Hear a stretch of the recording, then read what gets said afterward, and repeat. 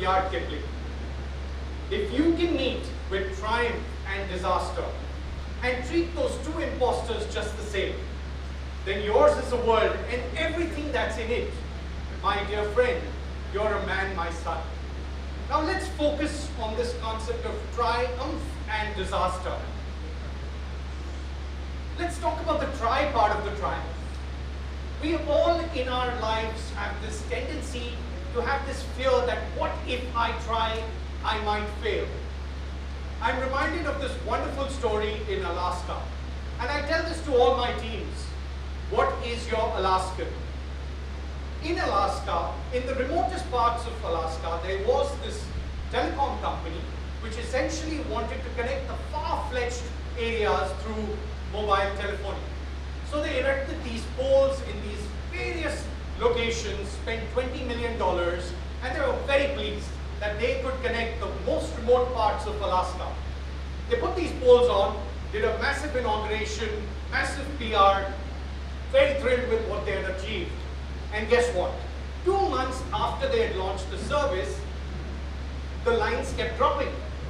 So they were shocked, like we've just spent $20 million and suddenly the lines are dropping. What's happening here? So they realized that it actually snows very, very heavily in these remote parts of Alaska. And as a result of the snow would come onto the wires and therefore the line would drop. So they kept getting these phone calls into their customer service desk saying, you know, our lines have dropped. But surprisingly, the phones would come back on. So they were like, hey, what's happening here? So the entire CEO and the board met and they put out a team to investigate that the lines would drop and then they would come back. And they did a recce of the remote parts and they found out that actually in these remote parts there is the Alaskan bear. And the Alaskan bear would essentially go to these poles and rub themselves on the back of these poles, and the snow would, you know, the fresh snow would actually drop and the lines were back in. So they came back with these findings to the board and say, you know what, this is what's happening. Now the board is racking its brains, how do we solve this problem?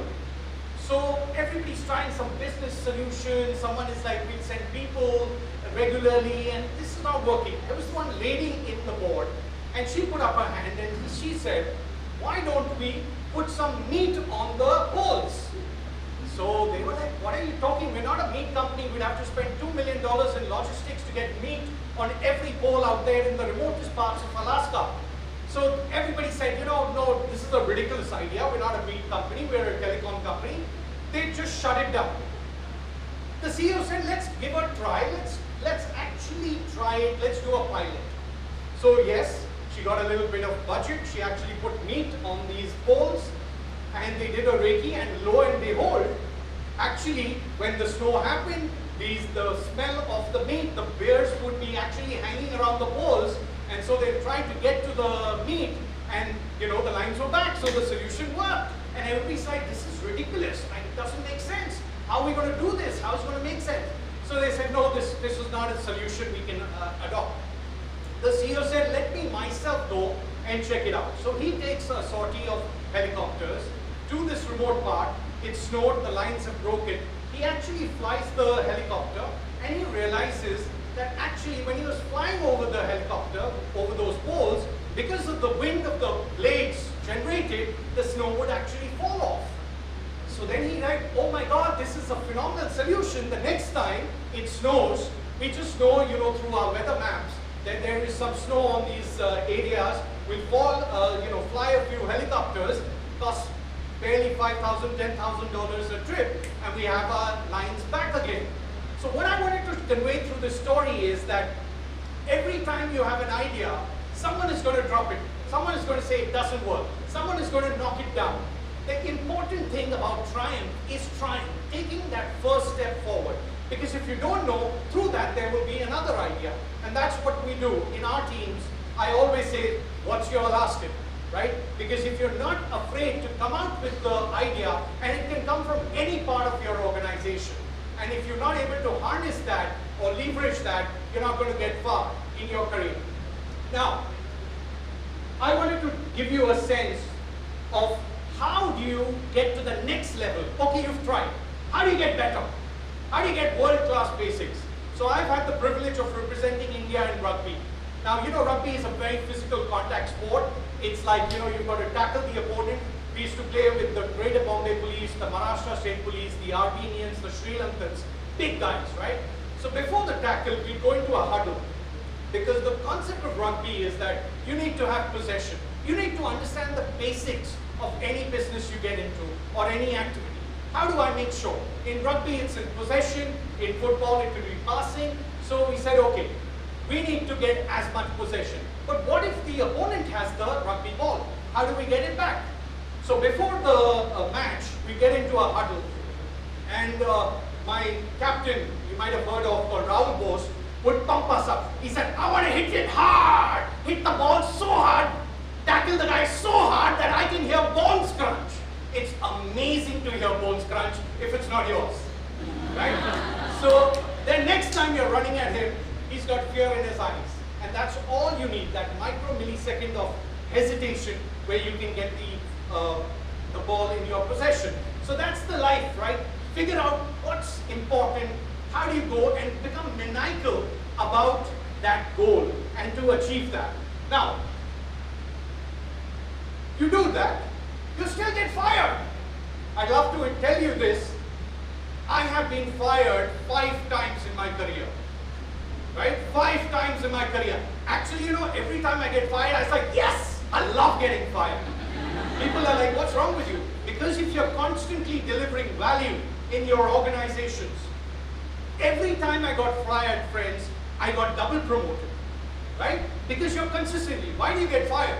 You get fired because in these large multinational corporations, somebody decides in New York or London that we don't need a particular division or we don't require a particular position. But if you're creating value, how do you create value? You walk into the job, and you all are going into the job market, right? You walk into the job, you read the job description, and the first thing is you tear the JD. Why are you doing that? Because it becomes irrelevant. You've got to do everything that's required to make the company successful and not stay within those lines. You have to add value in every aspect of the business. Because if you're going to do that, your value is going to be fair. No matter who fires you, there's always going to be a person who's willing to hire you, and there's going to be a top salary waiting for you. So remember, you don't think of yourself as an employee, you think of yourself as an owner. Even though you're getting paid a salary, you don't own a single share of that company. You've got to walk into the company and say, I am an owner of this company. And whatever it takes, including sweeping the floors. I see a lot of young people walking into companies and say, this is not my job, that's not my job, that's that team's job. Sorry. You are making sure that you're going to be in that line because it's a VUCA world. Volatile, uncertain, complex, ambiguous. In this crazy world, the only way to do is by contribution and be valued throughout the organization. And every time I got fired, the first time I got fired, I get a call from Singapore. Would you like to work for me? Then I got fired again. I get a call from New York. Would you like to work for me? The next time I got fired, I was in Hong Kong. I got a call from India. Would you like to work for me? So that's the concept. Don't be afraid of getting fired. It's not a stigma. Next. Now, how many of you want BMW cars? Can I see some hands? Yeah, any others? Anybody wants a Ferrari? Wow, someone wants a Jag? Rolls? Okay, great. So if you want a BMW, Merc, if you want a BMW stroke Merc, stroke Jaguar, stroke any of these wonderful Rolls, don't ever be a BMW. What does that mean? Don't ever, ever, ever get into bitching, moaning, and wailing. BMW. I'm sure you know lots of people you've met in your life who will always say, "Ye theek nahi hai, boss theek nahi hai, company theek nahi hai, environment theek nahi hai, government theek nahi hai, dunya theek nahi hai." Stay away from these people. They are negative and they take you to a negative spiral which is taking down. Be positive. Know the problems. Understand the problems. But you've got to be very clear that I want to keep adding value. I joined this company on day 1. This guy came to me and he said, you know what, tune ye company kyun join kiya? Why did you join this company? I said, I've heard yahan pe bahut zyada incentives milta hai. You know, we get a lot of incentives. You know, he told me, he said, main yahan se 5 saal se hu. I've been here for 5 years. There is no incentive in this company. So, first day you join and there's suddenly negative hitting you. And you're like, oh my God, did I do the right thing? Guess what? In 4 years' time, I was making multiple lakhs of incentives and that guy wanted to come and work for me, right? So stay away from the BMWs and I can guarantee you, you're going to make it big. Now, there are two types of BMWs, the one external and the one internal. The external one is easy to deal with. Next time someone comes to you with a negative thought, a negative concept, you know what you're going to say? BMW. He's like, where? You. So deal with that BMW. But what about the BMW internal? You know that concept which you think, yeah, man, I won't crack that exam, I won't get into that dream job, I might not. Now that's a difficult one because it's internal. You can't tell yourself to buzz off, right? You're there. So how do you do with that? First thing, you've got to be conscious of the fact that you're thinking negative. First thing. Because we subconsciously, unconsciously let these negative vibes come into us. You've got to start thinking, hey, I have this negative thought coming, it's from outside, it's coming in, I've got to deal with it. Now, how do you deal with that? I'm going to show you. I, friends, had one rugby tackle which was too hard. Knocked the hell out of me. I was completely laid out on the field. Was taken off in a stretcher. Actually, I saw a movie on the field. You know which one was that? Tare Zameen Par. Right? Actually, I could see stars. I was in hospital, did the MRIs, and they told me. So my sports career, I love sports, was dead. I did every treatment. I went into traction. For 2 years, I was in and out of hospitals. I went into traction where they pull your spine this way, then there's some heat and pressure where they pull this way. They do all of that. It was really, really tough. I would even walk into the room and actually be made to lie down in my office and literally imagine people walking and wondering this Sardar lying on the floor with his laptop, right? It was really, I couldn't sit, I couldn't stand, leave alone play a sport. Tried everything. From Ayurveda, acupuncture, gave up. The doctor said only you can have endoscopic surgery, which is where you have a 50-50 odds of survival.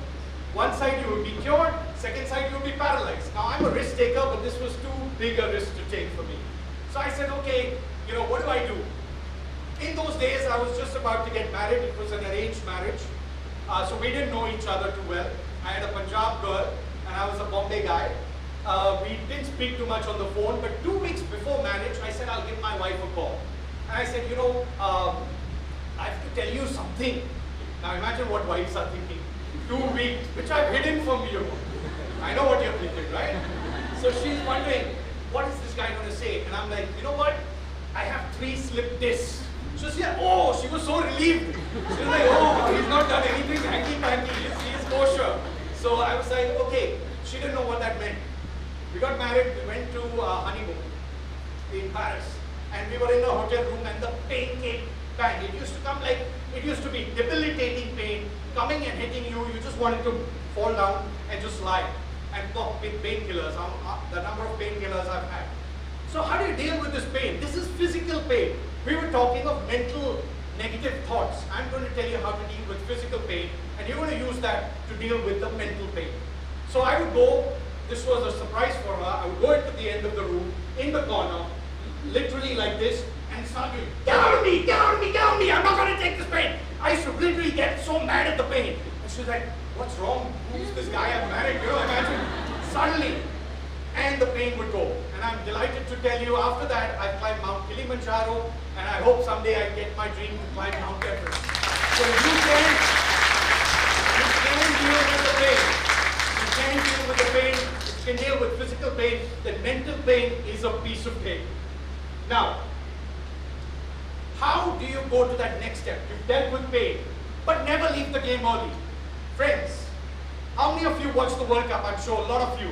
You know how many times the goal was scored in the last minute, right? And that's the game of life. We tend to give up. We tend to not take that first step. But if you're willing to take that step and keep taking that step till the whistle blows, right? And for us, our whistle is we go up, right? So till the whistle blows, give your best, right? Just keep giving it, and you'll be amazed वो पूरी कायनात will figure out a way to reward you. Don't think about the reward. Focus on just moving in the right direction. I'll end with my words of my favorite uncle. He said this beautiful lines, the more you sweat in peace, the less you bleed in war. Thank you, ladies and gentlemen.